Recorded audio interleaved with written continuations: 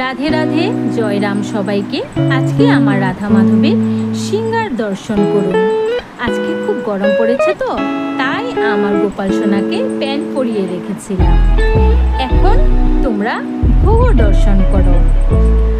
আজ আমি আমার গোপাল সোনার জন্য এবং রাধারানীর জন্য খাজা বানিয়েছিলাম। প্রথমে ময়দাতে একটু ঘি দিয়ে ভালো করে মাখিয়ে অল্প অল্প জল দিয়ে একটা ডো তৈরি করে নিতে হবে।